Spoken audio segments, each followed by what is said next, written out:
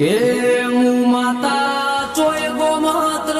જી નથી મારા પ્રભુ ચોય ગોમ જ્યાં નથી